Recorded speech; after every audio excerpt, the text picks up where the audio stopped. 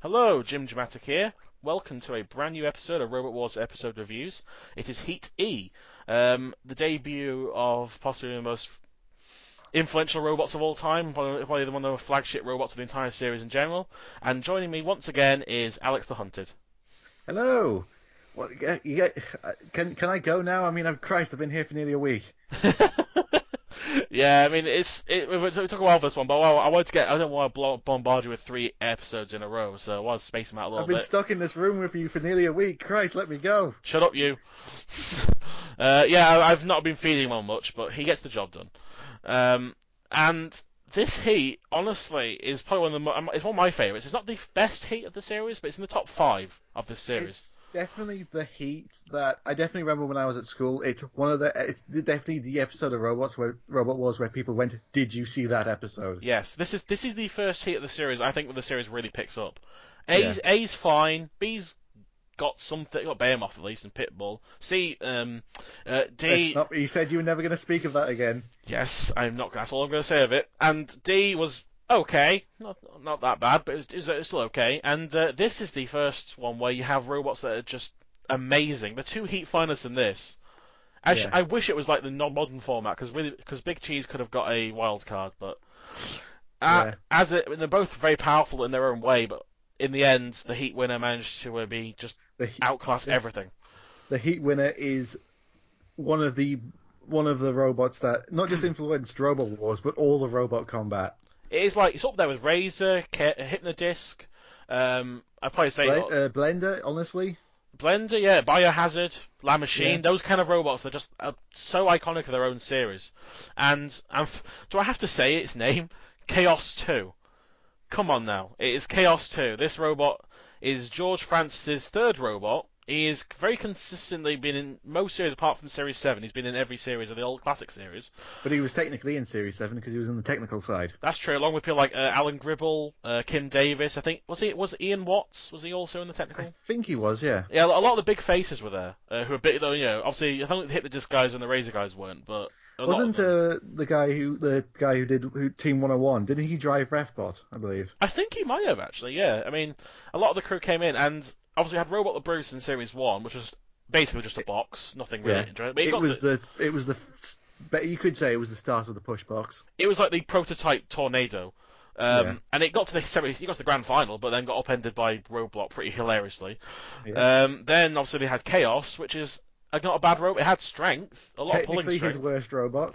Technically, yes. I mean, it had a lot of pulling strength as it proved to dead metal, but its biggest problem was that it was very hard to control, and he managed to fuck up at the wrong moment by not putting his back end, the rounded back end on the. It would have been the first robot to self-right. But Cassius took that claim instead because Chaos unfortunately screwed up, and this meant that they lost to Mace, and they get revenge in the semi-finals at some point. But we'll get to that because I'm in that episode. You are. That is satisfying as hell. Oh shit! Sorry, that's my phone. Oh, it's professionalism here.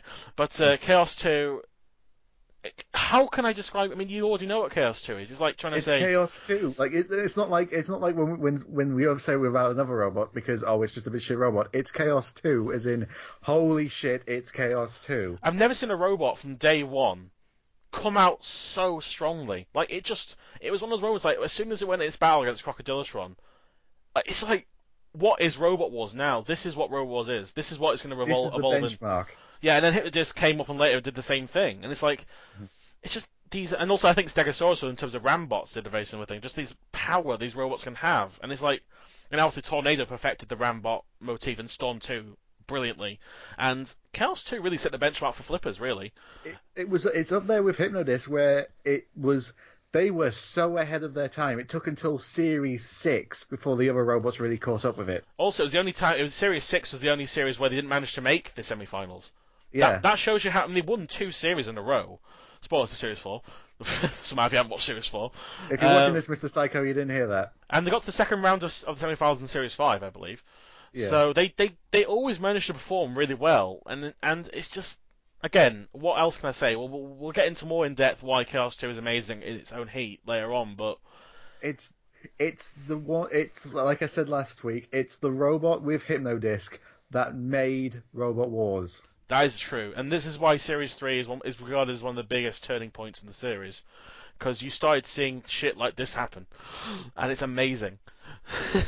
We'll move on to this runner-up of this heat, and a very, very worthy runner-up, honestly. Yeah, such a shame this robot was in this heat, because it would have...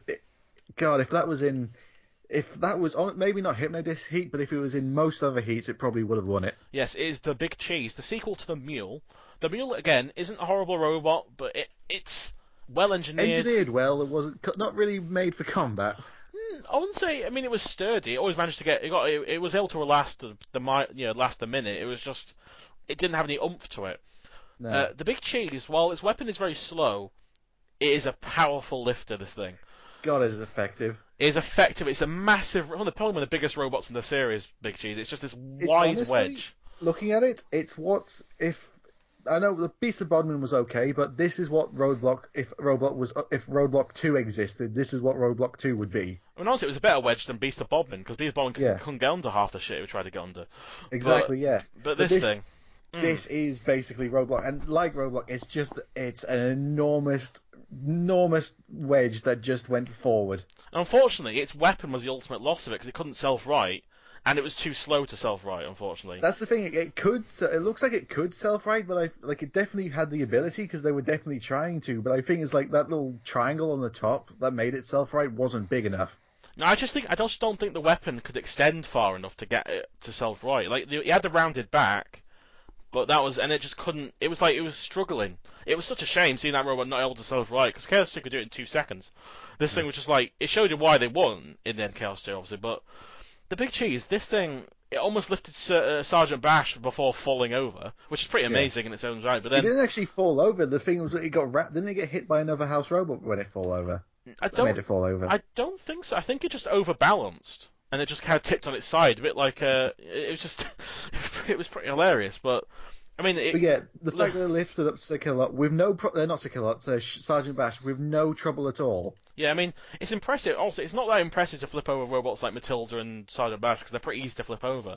But to lift it that high up is impressive. That is more impressive to me than flipping them over, because when you flip them over, it's just like it's one go. While here it's a prolonged lifter, and that thing is just lifting it up, like carrying it. I mean, yeah, and it damaged it so much that it made the gas bottle for the flamethrower fall out. Whoops. Sergeant Bash is not good luck with his blade. I mean, obviously, Wheelosaurus of all robots was the first one to damage Sergeant Bash pretty badly, and now it's the lifter that breaks it again. But yeah, the Big Cheese. I mean, obviously, the sequel. We can't really talk about this without talking about the sequel, the Wheelie Big Cheese for Series 4 and 5 and Extreme 1. It's arguably, I prefer the Big Cheese. Controversial opinion coming. Actually, I don't think it's very controversial, because I think a lot of people I've met seem to say the same thing. Well, the Wheelie Big Cheese isn't bad. I mean, it's got 2 semi-finals under its belt. It's not a bad robot, but it's there for the one flip only, and it sort of struggles against robots like Tornado that have more drive, or Chaos 2 even. What I keep on thinking about it is, like, Wheelie Big Cheese, it's like, let's not be honest, it's responsible for one of the best moments in the entire show's history. It's top 10 worthy at least, but yeah, its wheels were the biggest problem for me. Its wheels are too exploded, and it's very long, like Big Cheese, but it's so easy to attack its sides. Yeah, and also its wheels are very flimsy. They bent and they broke. So Tornado managed to break its wheels. It's not even like a powerful spinner. So imagine and hit the disc in its Annihilator qualifier. That was a beating and a half. Yeah, but that's the problem. Wheelie Big Cheese is a great robot. Let's not get me wrong, and it's really well engineered and everything, but it's really only good. It's really kind of how can I best put this? It's luck a lot of times that it wins with. It's true. I will agree with that. And while the Big Cheese had good driving skill, good lifting power, good durability.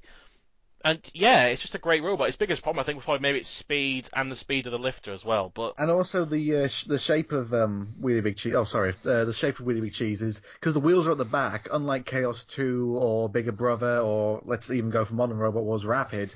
That the flipper, like the robot can't turn on the flipper like 360. If you know what I mean, like the whole robot has to turn. It's a bulky robot, surprisingly, considering that Big Cheese is massive. It seems less bulky somehow. Yeah. But yeah, I mean we've talked enough about the Big Cheese, but in a nutshell, it's a great engineered robot, better in some ways, in many ways actually, than its a successor, and a lot better. Any other heat, it would have won. I agree, it would have easily won again. Imagine Trident's heat, my god, it would have won. Or even God, Blade, yeah. or Blade. Or Blade, yeah. Probably if it was up against Razor, maybe not, because again, because it's really Big Cheese. Big Cheese is big. It would have been easy for Razor to get a bite on it. Yeah, we never saw the Beast of Bodmin versus the Big Cheese fight. That'd been amazing. The Battle of the Big Wedges.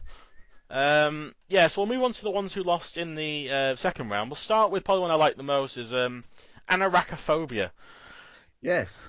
This robot is a very strange little thing because it's got a lot of weapons on it, and most of them are pretty much useless. But it's amazing. That axe, though. The last robot we saw with a chain lifter. Thank goodness. I mean, the chain lifter didn't do anything, just as much as Fortress of Vengeance. But it was the axe that made the robot, not the lifter. Yes.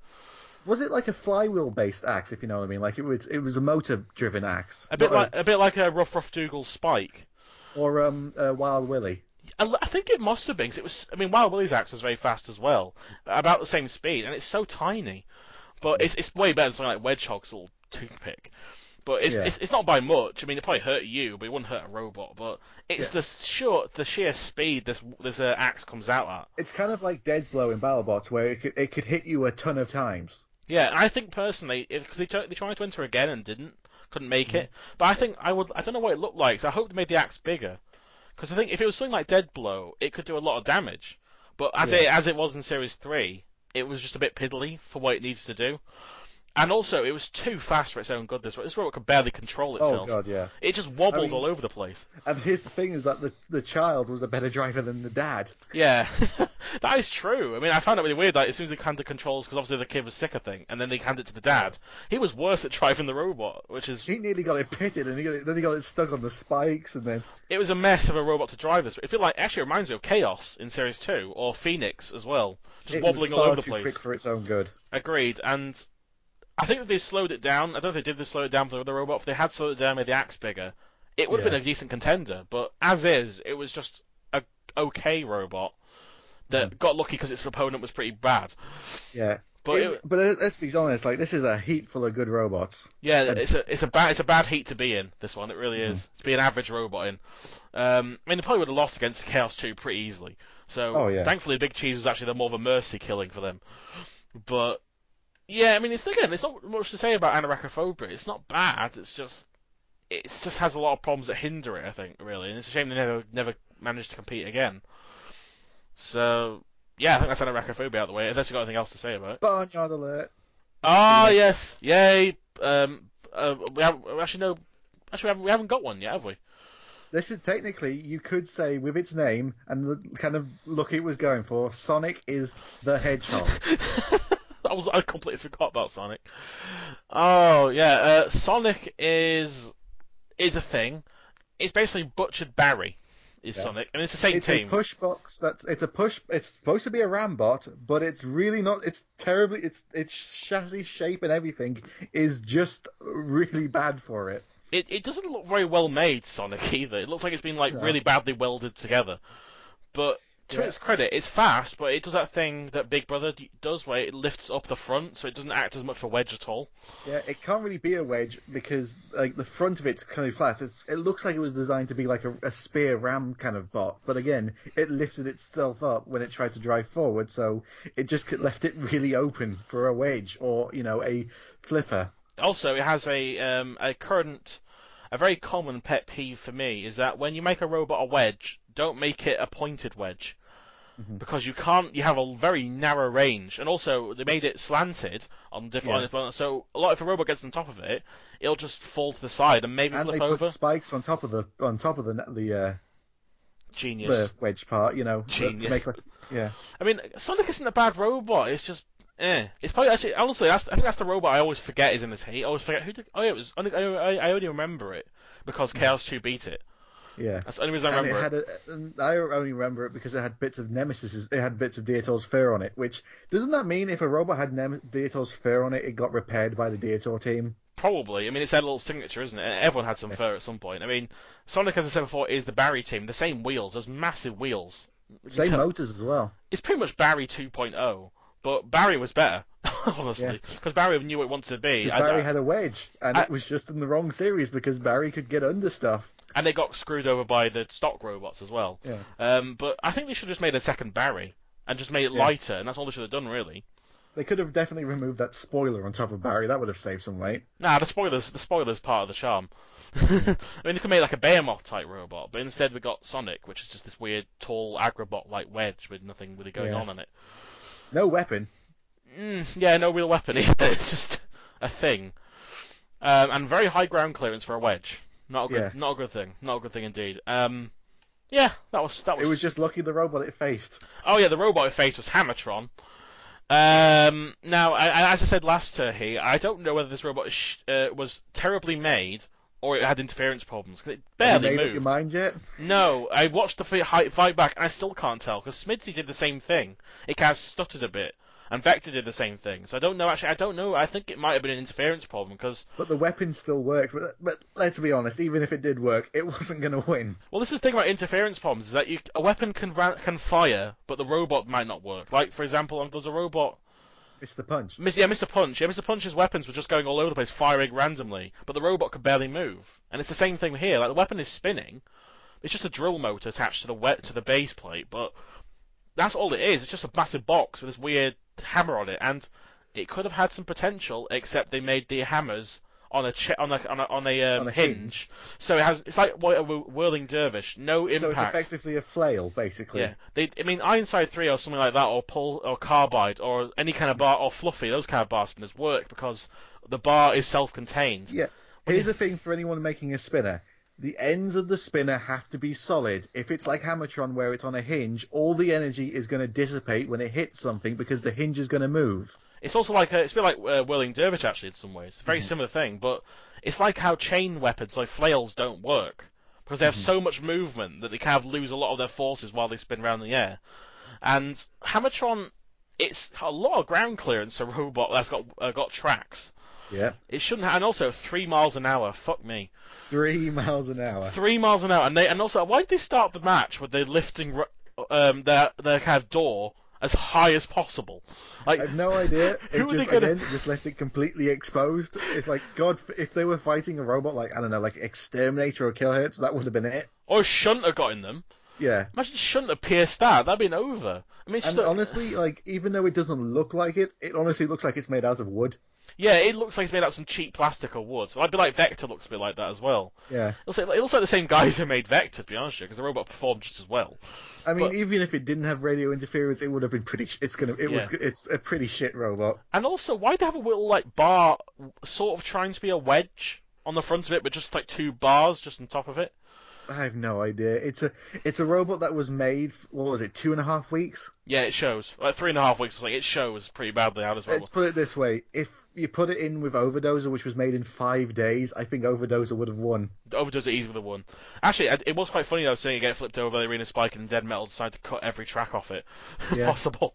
They just went off in 2 seconds, and it shows how more powerful Dead Metal is clearly, or how weak. How weak the tracks are, I can't tell, but yeah, Hammertron was a thing, and it lost simply because its self-righting weapon thing just locked up. It locked. It broke itself. I mean, actually, to its credit, I like the fact they thought of a self-righter, but imagine if it got stuck in its side.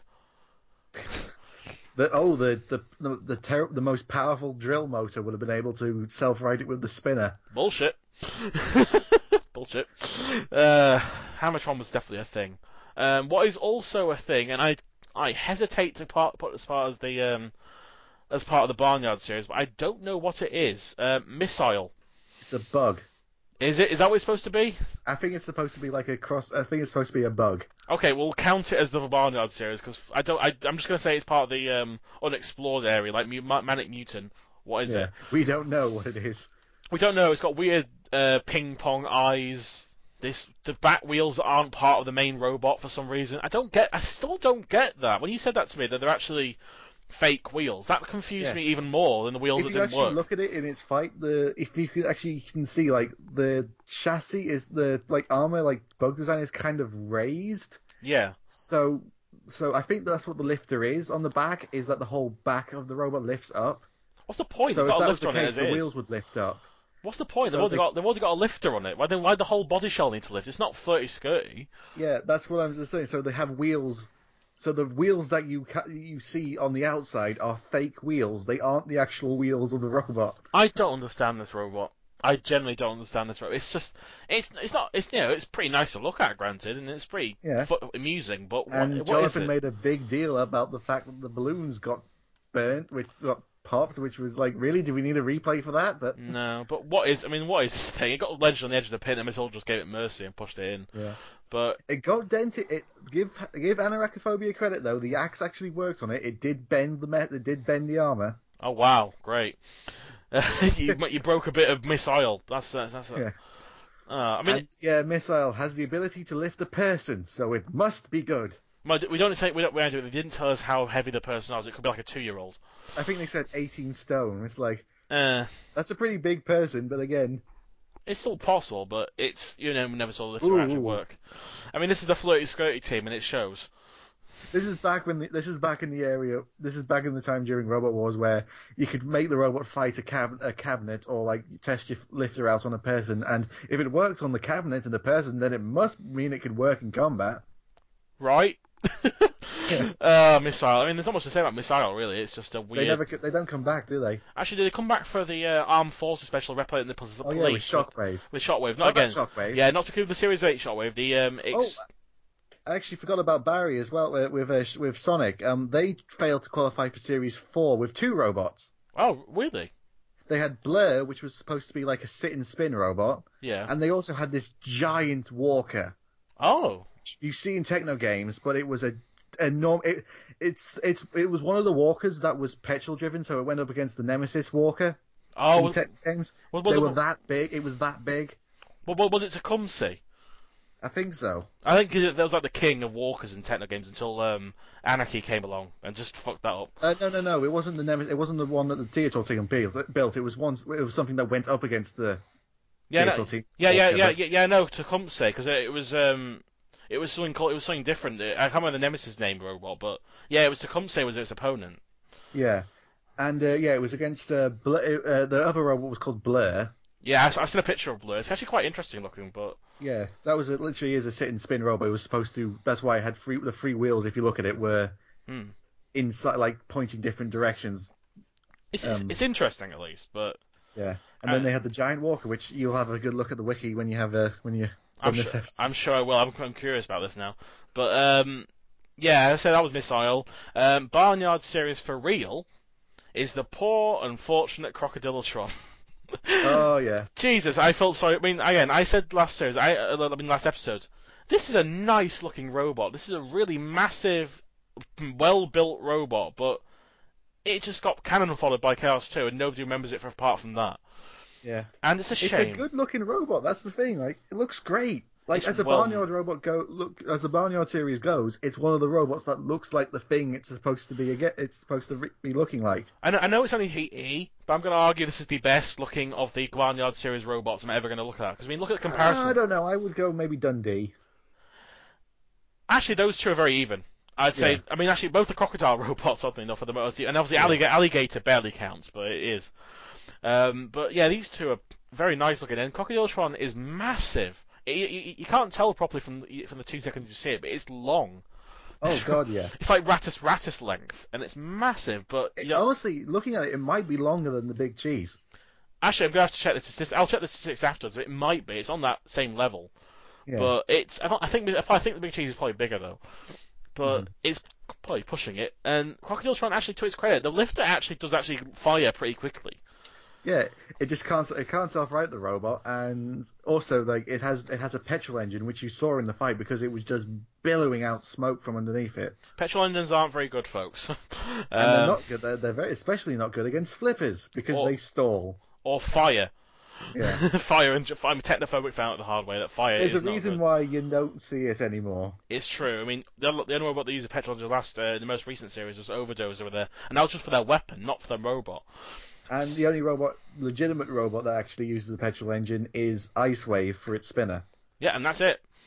It's pretty much petrol engines have died out, thankfully, in terms of robotic combat. And Crocodiletron, I like it, but it's just a shame this robot is now. It's not a robot that was really going to, set the Robot Wars world alight, but it was just a nice looking robot. I just feel sorry for it. It's sort of forever remembered as the robot that lost to Chaos 2, and that's it. It was Chaos 2's first victim. Yeah, it's like Robogeddon. It's never going to be remembered again for anything brilliant. It's just going to be or anything it did well. I mean, yeah. There's Robogeddon and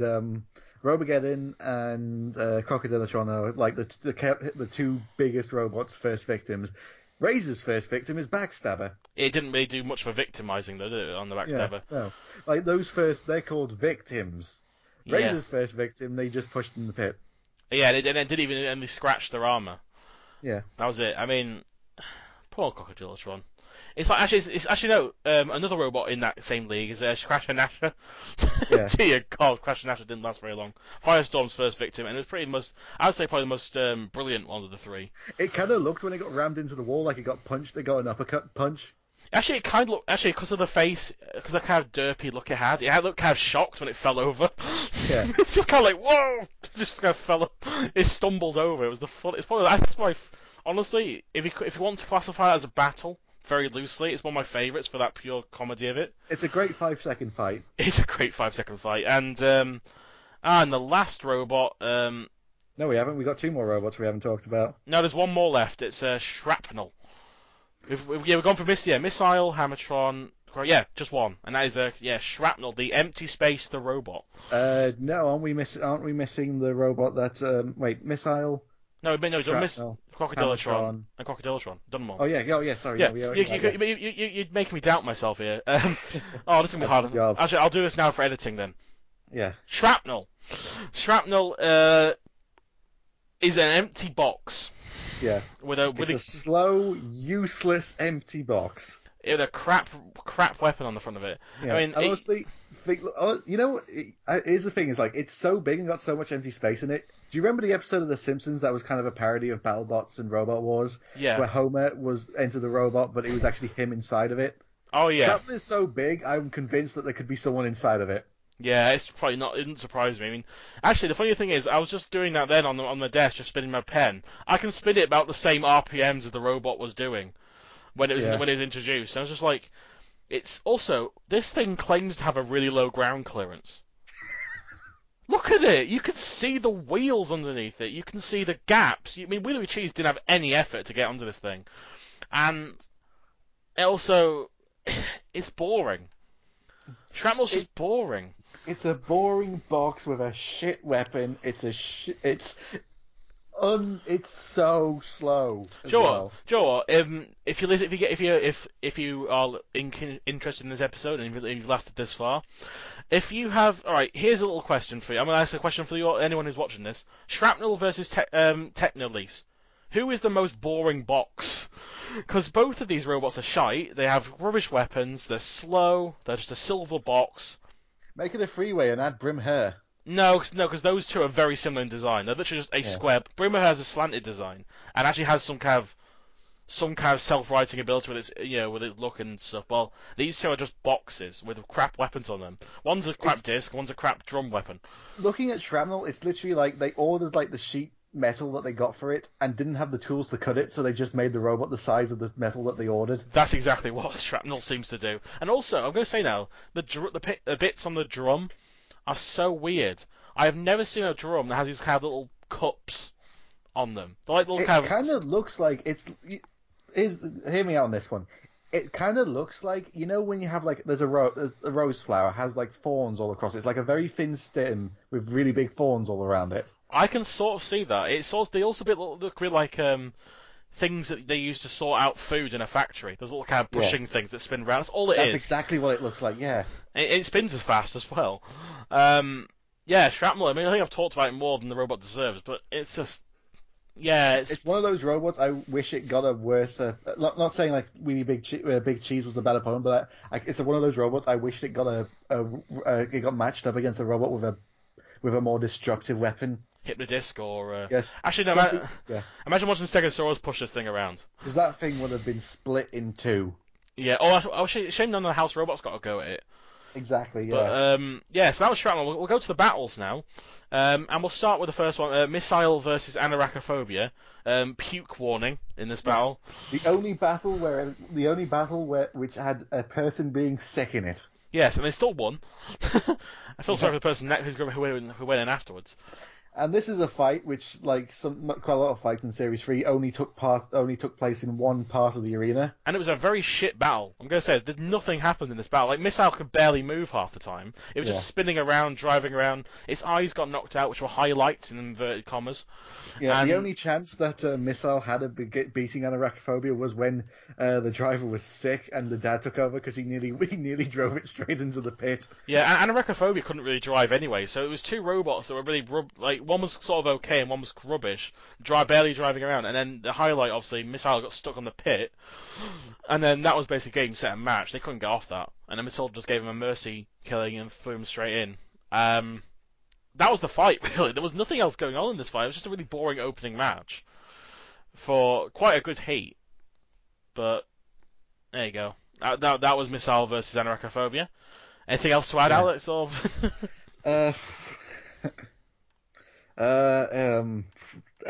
Should we go to Chaos 2 versus Crocodilotron then?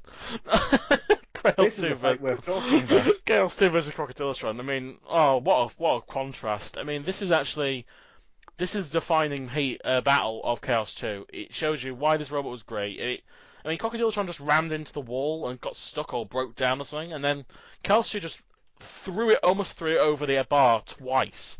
Broke the arena wall. Yeah, actually, technically Crocodilotron broke the wall because he rammed into it, and they got flipped over once, and then Crocodilotron tried to use his little jaw to self-right. The smoke's billowing out of the bottom of it, and then they flip him over, almost self-righting them, but then flipping them back over again onto Matilda. And it was one of the funniest things. This robot just tumbled onto Matilda. It's the funniest thing ever. This was the match where basically Chaos 2 went, "Here I am." Yes, hear me roar. And this is this is how it roared. I am the new benchmark. I am better than Cassius. Bring it on. And I mean, while Cassius is considered a very good robot in the history, it didn't really have that many great flips. No. It had Loco and because Rex Scarrod can't drive. Not the best driver. He's a very well engineer, but as a driver, not the best. And the robot wasn't the best robot ever. I mean, the only flips Hardvark. I'm not in there, but he should have got rid of that hydraulic system. What was the point of it? It was pants. It really was. It didn't give it any more ground clearance on the front. Yeah. In fact, they gave him more ground clearance on the back for people to take advantage of.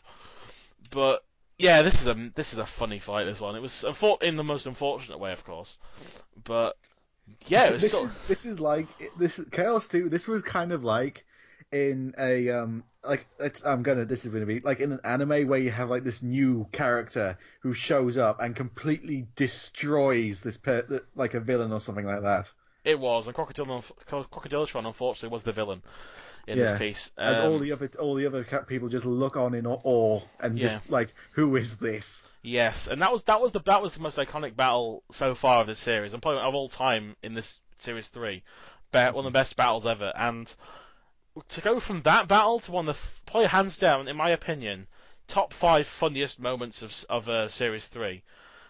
Shrapnel versus the Big Cheese. I'll summarise this battle in one go. The Big Cheese just plucked Shrapnel in the air and sent it into a timeout. What would have made that fight so much perfect if Big Cheese did what Killalot does and just spun them around a bit? Oh, that would have been torture for them. It was almost like watching some person getting tortured by a spear through them, and just kind of waving, taunting them to everyone, like, I have got your hero. It's like when it's like, again, in anime and movies, when the bad guy picks up, like, the hero by the neck and lifts them up. Yeah, it was like some kind of, like, victory for it. And the funny thing, when Shrapnel got dumped into the pit, you actually saw the bottom actually got bent up by the lifting ram. That's pretty impressive. Again, like, and here's the thing: I when Philippa was talking about the robots in the pits, like they were really hyping up Big Cheese, And there's a reason and why. then they just talked to Chaos 2, like, oh, it's Chaos 2, they're back from last wars, like they really hyped up Big Cheese, but they had no idea what was really in this heat. That's true, but at least Big Cheese lived up to some of his hype, at least. Oh yeah, Big Cheese. It wasn't a razor.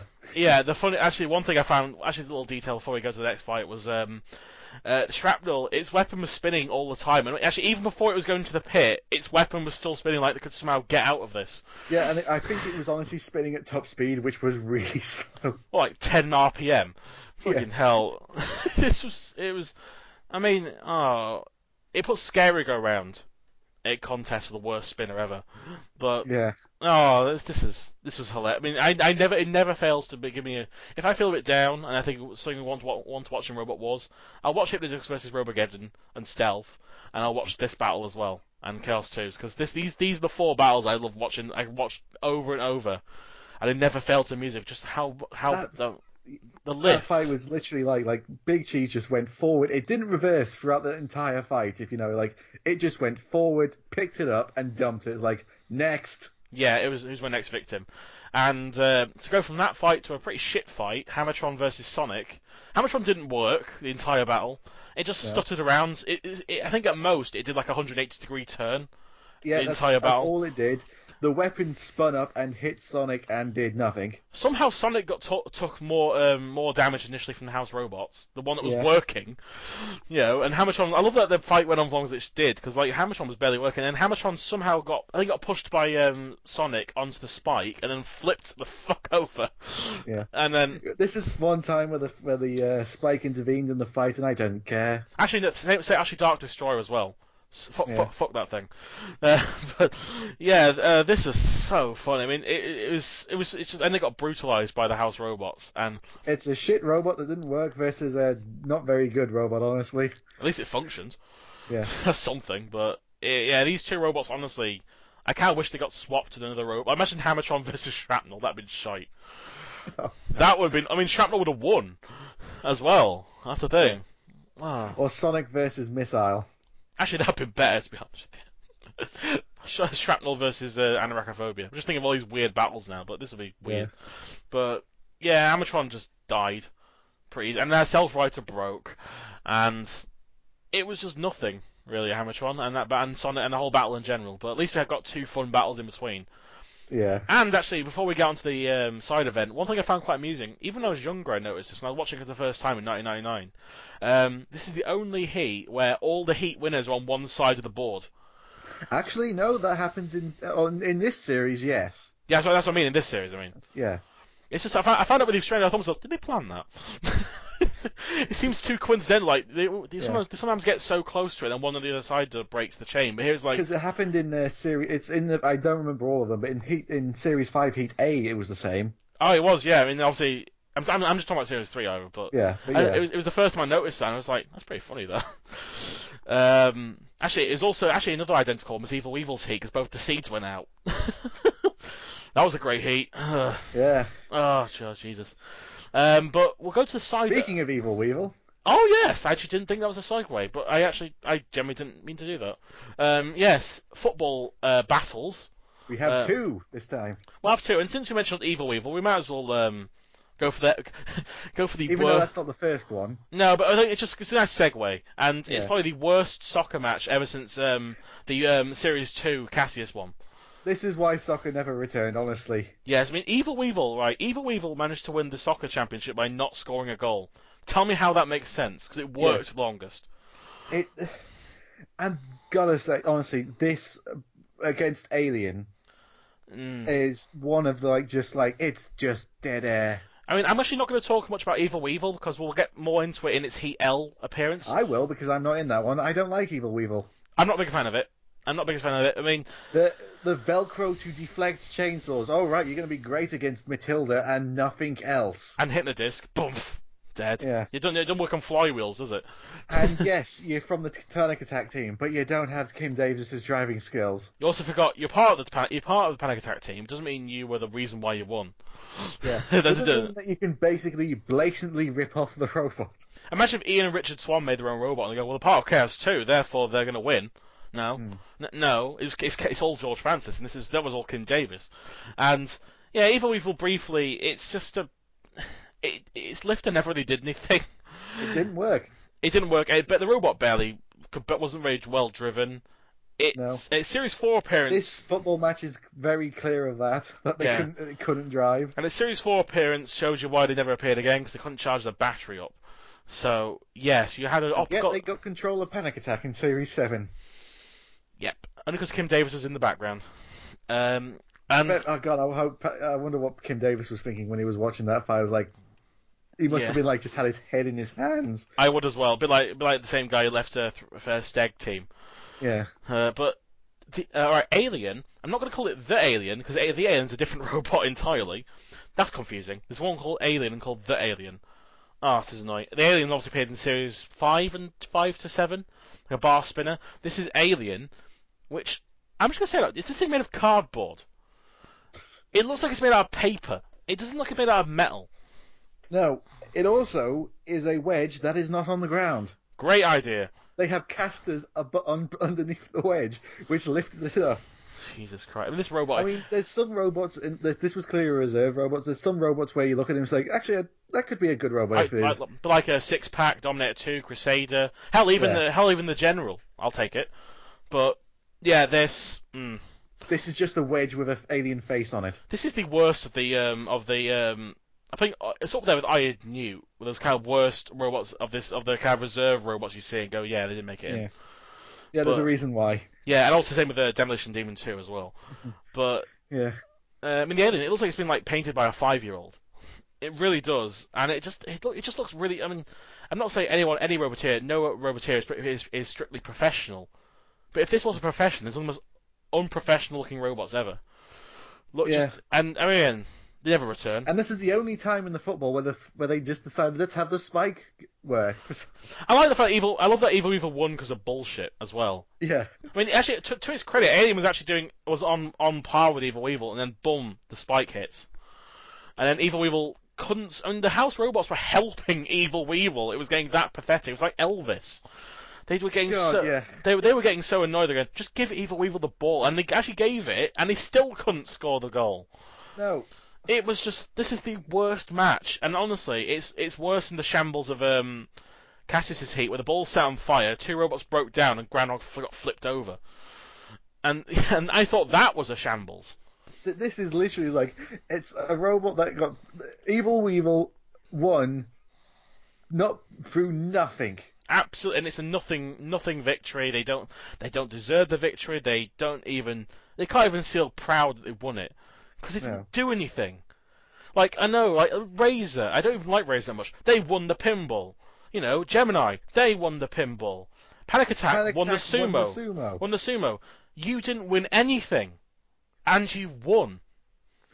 I honestly, I'm so glad, it's a shame because they didn't actually show, like, them getting trophies and stuff. If I was like the producer, I would have just gone, you're not getting the trophy. You didn't do anything. Oh. I'll give it to the General, fuck it. You won by nothing. I would give it to Velociraptor. Their goal was the best. Yeah. You know, but... Oh, God. That was a very good rant, I gotta say. It was good, but it was shit. And actually, thankfully, at least the other match, someone actually scored the goal properly. Yes. Nasha versus Malfunction. Malfunction did its namesake. Malfunction's just there. Just a little wedge with a saw at the back. It looks a bit like a prototype stealth, almost. Yeah. But even less interesting. Demolition Demon only shit. Yeah, pretty much. And Nasha actually... Nasha's a very interesting looking robot. It's nice looking. I think obviously the jaws aren't that powerful on them. Do you know what it looks like? It looks like one of those old-fashioned trains. It does, doesn't it? It really does. And I like the idea. Actually, one thing I found quite unique about Nasha is actually a jaw that looks like a kind of like some kind of old farming equipment, some kind of like gnashing jaws. And shame they never came back because I would have liked to have seen that. And Nasha makes some kind of Mr. Growler type robot. Yeah. Or like some The only problem with Smithy. this Gnasher is that the underneath jaw has no ramp on it, so you got to rely that the robot has a very high ground clearance to get under it. Yeah, I don't understand that design choice. Also, wheels are very exposed on this robot, Yes. and also my pet peeve: wheel hubs that don't cover the entire wheel. It's a retro-looking robot, I will say. Like, it looks like something in the 60s. And also, it actually got a worthy goal. Yeah. It was a slow goal, but it was a very controlled goal. Actually, it had a nice little. It was very well controlled with the ball. Mm-hmm. To its credit, so it was actually Velociraptor was not as well controlled. They got very lucky with their goal. It was still a good goal. They were more controlled with it, and same with the general. That was more timing then. It was time. Yeah, theirs was more. It was still a great goal, but it was based on timing. Nash's was more had a solid victory, a bit like Loco. Actually, very similar to actually Loco in terms of the front, where they managed to control the ball. But for some reason, in the final, the thing gets bent up for no reason. Yeah. Like because the editing, you just see it and suddenly it's bent. It's like, what happened there? Did they enter it like that? And we've talked about Malfunction more as long. Actually, honestly, we've given it as much screen time as it got on the show. And as much as it deserves, to be honest. Yeah. So yeah, that was the football. One was a shambles, one was at least tolerable. Mm-hmm. Now the battles, and we'll start with Anorachophobia versus the Big Cheese. Joe, I'm going to say... Some great driving in this, not by Anorachophobia, but by the Big Cheese. When you said great driving, who was the one was going to come up? Let's face it. Yeah. But actually, one thing I like about this battle is that it is like it has. I like to only describe this. The Big Cheese had a Mr. Miyagi moment.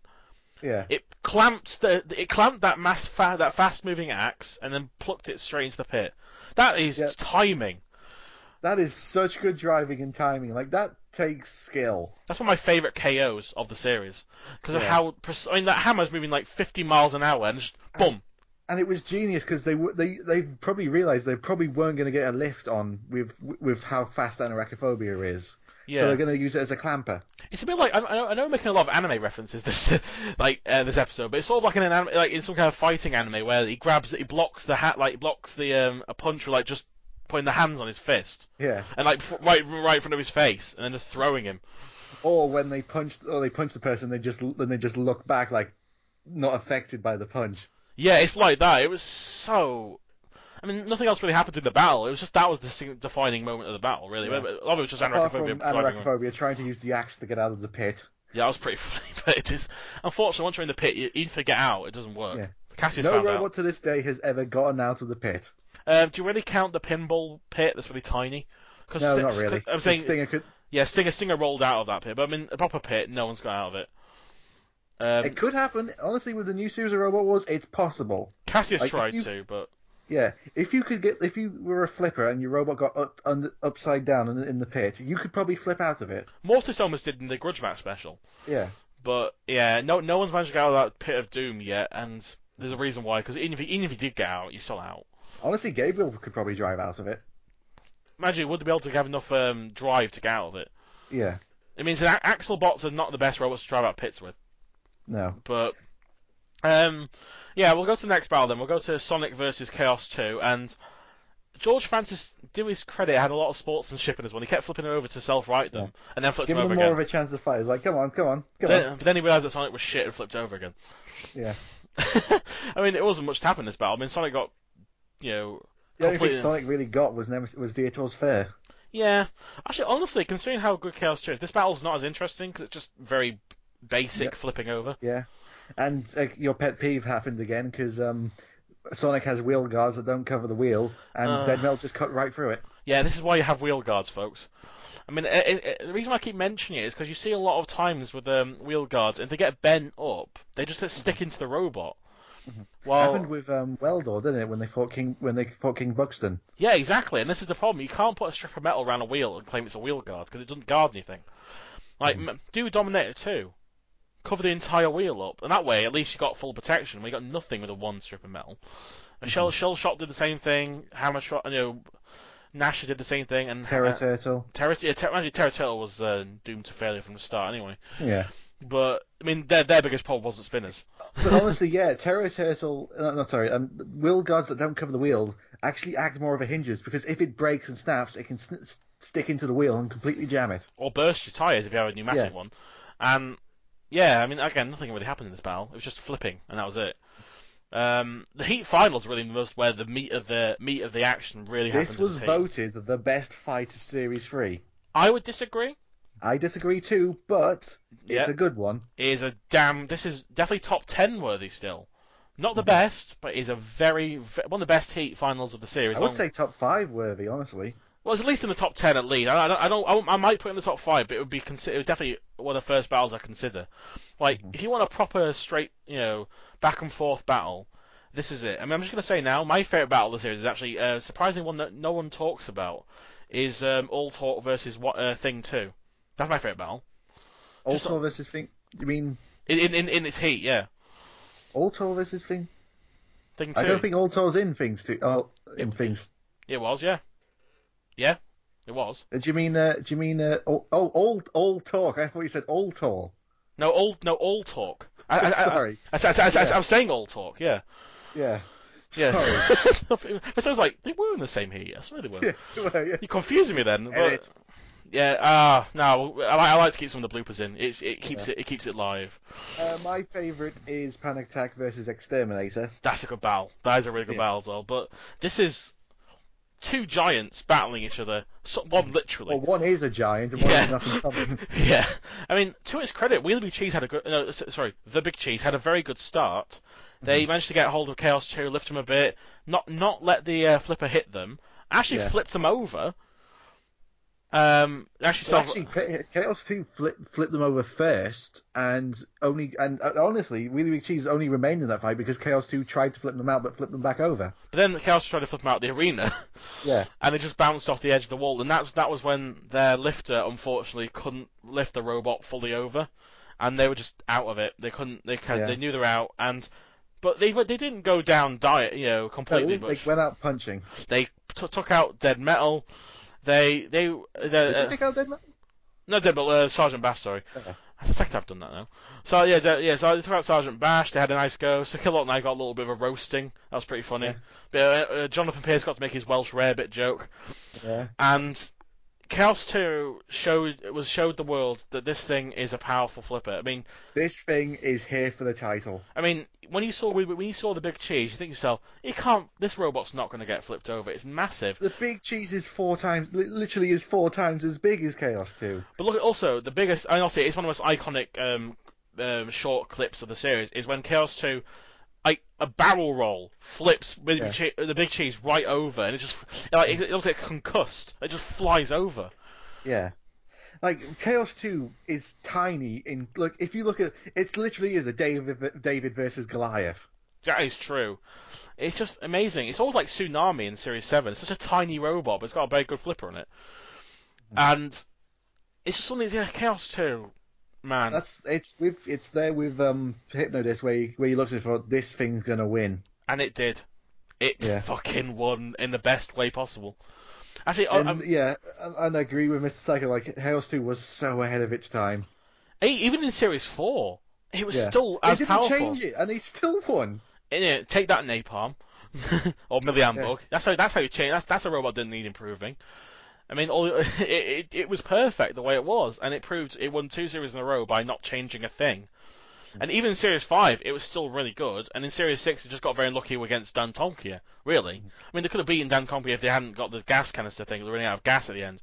They got pinned in the corner, which they really couldn't self-right from. I mean, the only true defeat that they ever took, like a really bad sort of they just got owned, was Razor in the World Championship. Yeah.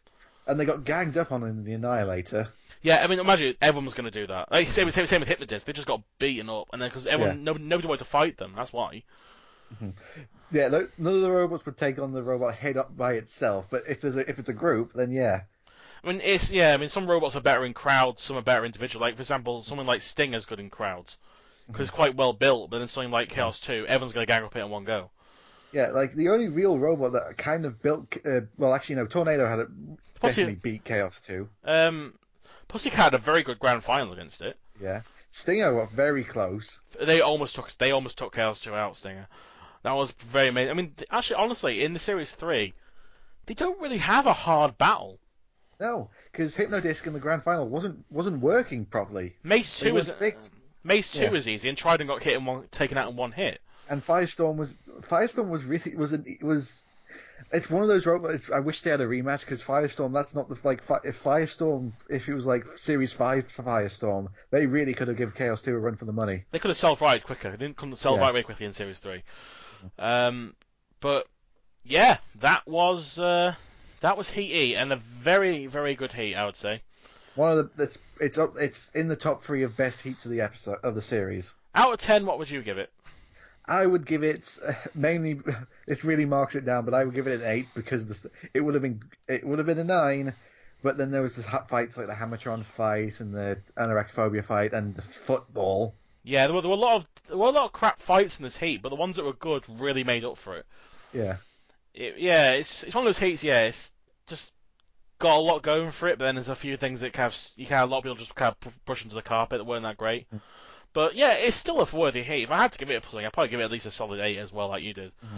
Again, it's not my favourite Heat of the series. A lot of people say it is, but I still think it's worthy of being top 5 of the best Heats of the series, and has one of the top 5 battles of the series as well. So that says a lot about this Heat in general.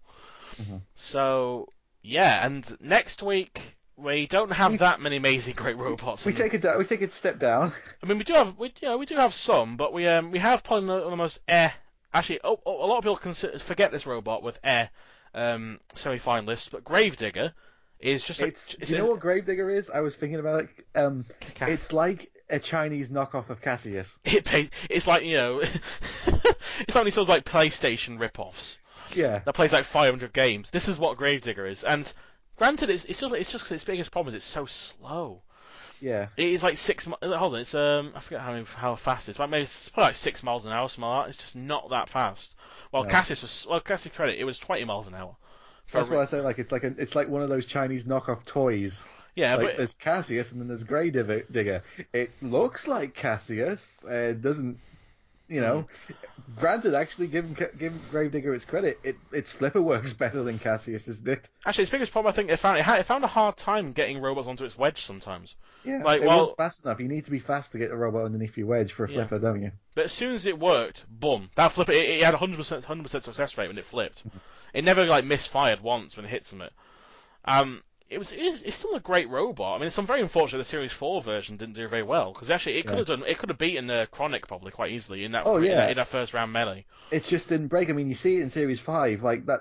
It pretty much was just the same weapon, but it was an axe now, and that thing was fast. And unfortunately, it had to be Tornado, didn't it? It had to face. Yeah.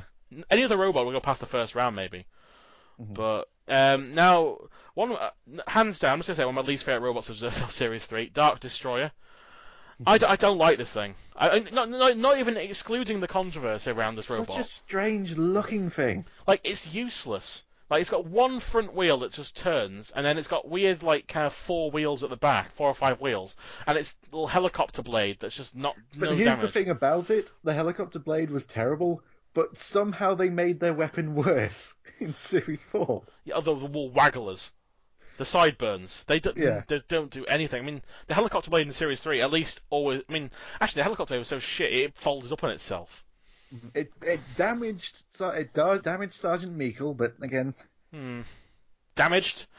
Yeah, more scratched than damaged, really. To be honest, I mean that's a bit of hyperbole there, where the word damaged. T2. Mortis. T2. I say T2 has, along with Dark Destroyer, is one of those like robots that is got one of the biggest controversies of the series of all time, and I can't wait to talk about the one because I believe I'm looking at the right. Anderson's in that, and he actually disagrees with the controversy. He believes actually it was the right decision.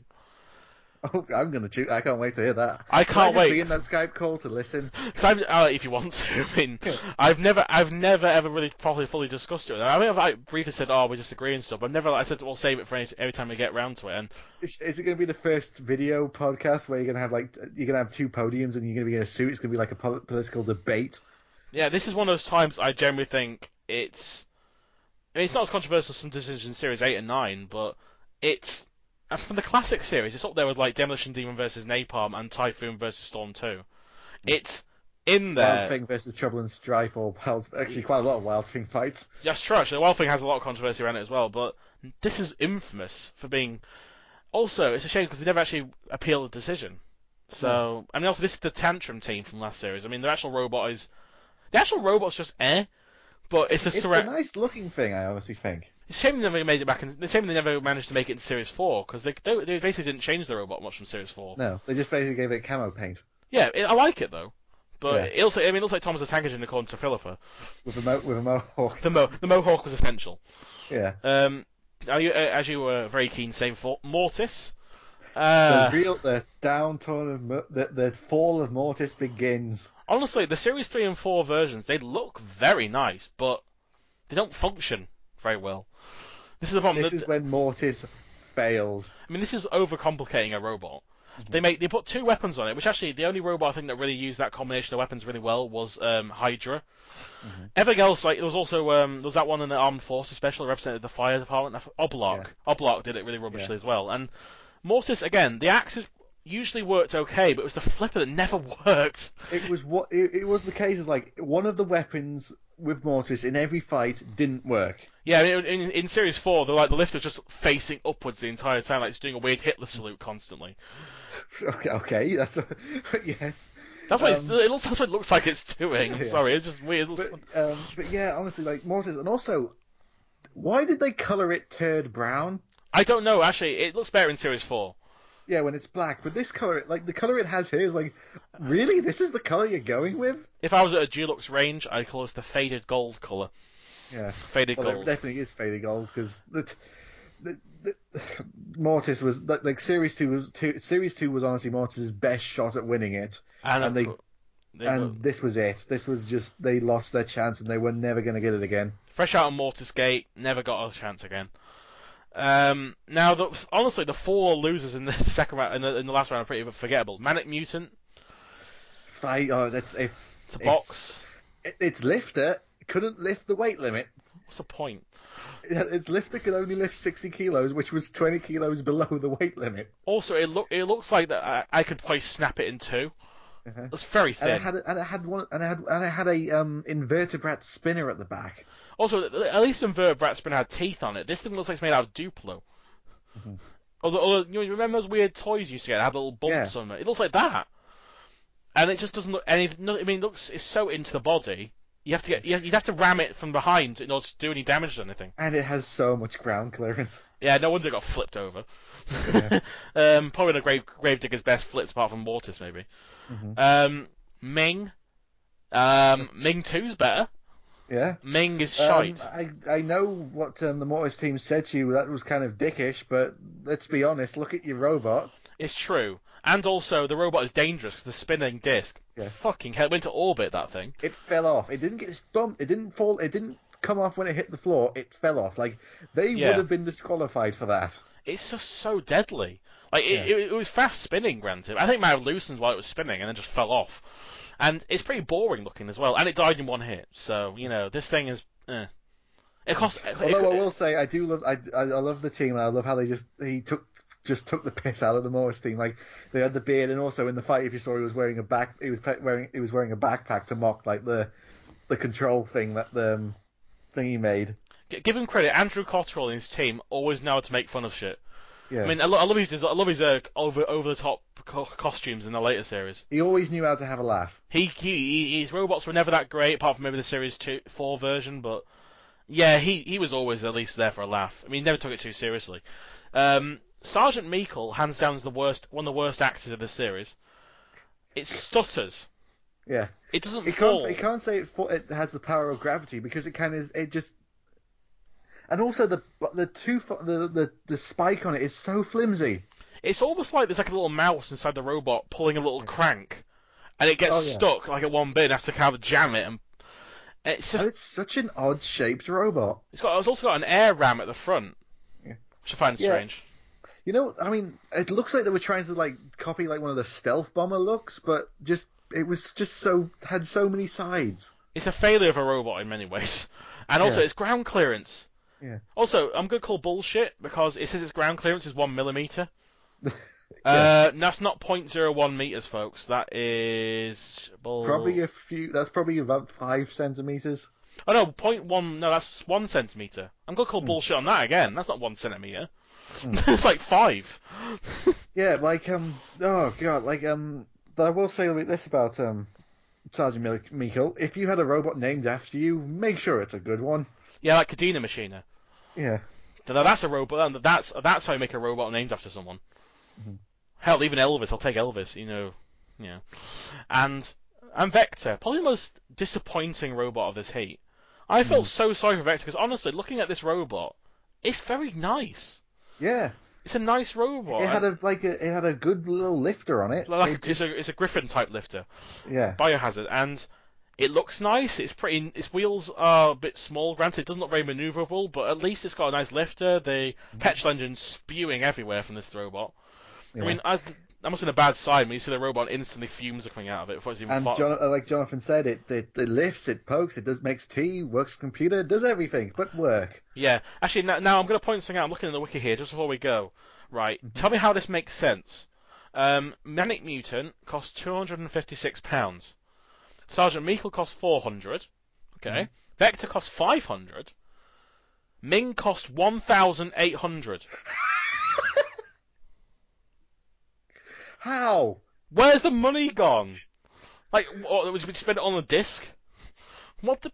Like, how is Where did the money go? Vector costs less than 3 times. Actually, it costs Ming costs over 3 times the amount that Vector costs. It's like napalm, $5,000. Where'd the money go? So Chromalock, $3,000. Where you spend $3,000 on a round robot that doesn't do anything, and Vector, yeah, and compared to Ming, it's just. I mean, Manic Mutant only costs 256. Jellyfish cost maybe less than 200 at best. Rapid 25,000. I mean, at least you can see Rapid, all the electronics and all the technology went into it. Ming's not got that much technology in it. It's a spinner with a really bad disc on it, and it's a wedge. There's nothing else to it. Unless he must have overspent. He got ripped off. Andrew, in Series 3, you got ripped off, mate, for the amount of stuff you had to pay for this robot. Did you get it from the back dealers or something who made you charge 3 times the amount you normally get? Seriously, you spent over nearly $2,000 on your robot, and you can't find some good bolts to fasten your blade on? I don't know. I mean, obviously Mortis. I'm still not sure whether the $30,000 is right, because I bet they're just doing it to overhype Mortis's. $40,000. It apparently went into series in later series. And if you adjust that to inflation, this robot could this robot could probably be like 60, 80 grand nowadays. I mean, yeah. I mean, I sort of doubt if Mortis costs $30,000 because I'm not sure if producers maybe amped up the price a little bit to make it look like the posh boys from Cambridge again. But let's be honest. But there's BattleBots robots that cost less than that, and they're sponsored. Yeah. So I mean that's why I'm not a big fan of BattleBots in general because nowadays it feels too elite. Yeah, well, sponsored robots starting to leak into Robot Wars as well. It has a bit, but at least it's not as bad. Yeah. Like at least some people like PP3D actually owns his own business as well. Carbide's sponsored and Polo's sponsored. Imagine they're like favourites though, not too surprising. But you still can get things like Worm and Jellyfish at least. Yeah, the spirit, exactly. The spirit is still there. Actually, I like the fact there's more school teams now, like Frostbite and Expulsion. They go very well. But anyway, we've got to finish up the episode. Isn't there a couple more robots to talk about? No, I think that's it really. I mean, obviously all that's left was actually that is everything. Yeah, it's all the last round losers. So Sergeant Meekle. I'm just thinking Sergeant Meekle, Manic Mutant, Ming, and Vector. Yeah. And Vector. Yeah. Yeah, I'm looking at the wiki. I was looking for the wiki as we're going through them, so we're all done now. So I can't remember Sergeant Meekle and Vector too well. So I was like, I had to remember. But yeah. I get one of it's for one of my first appearances, my second appearance, I get one of the best heats in the series. Yes, we have Anderson next, and we don't have you for a while. You're not on until Heat K, which is still a great heat. Yeah, so... I get really good heats this. I'm K, N, and the semi-final one, and the World Championship. Not bad for a first time. While Sam gets lumbered with L and P. Actually, they're the only 2 bad ones left. Actually, no. Antonov gets the International League. Oh, wow. So so we won't be hearing from Alex unfortunately for a little bit. But if you want to hear more of Alex and want to hear his stuff, obviously his channel is always there. So obviously, I'm not on for another 5 heats. I know, it's saddening. Really saddening, but again, you can check out Alex's channel if you really want to. Obviously, he does a lot of reviews and stuff, and obviously does some rope war stuff on the side, obviously. But he's primarily Anderson's being let out of the band corner tomorrow for next time. Yeah, he's finally back. And then obviously it'll be him for G, and then Sam actually finally back for H. He gets hit in the disc heat, which is a good one to get as well. Yeah. So Yeah, we won't see Alex for a while, but don't worry, he's not gone permanently. Just taking a little break till Heat K. So, Yeah. anything else about this, or should we just wrap up? No, Now? all I can say is Chaos's reign begins. I'm just gonna call this episode "It Begins." ... Yeah. That's all you need to call this episode, really. Yeah. But so I'm Jimjamatic signing off. And I'm Alexthehunted. And you'll see him next time, but not me. That's true. Anyway, see you later. Goodbye.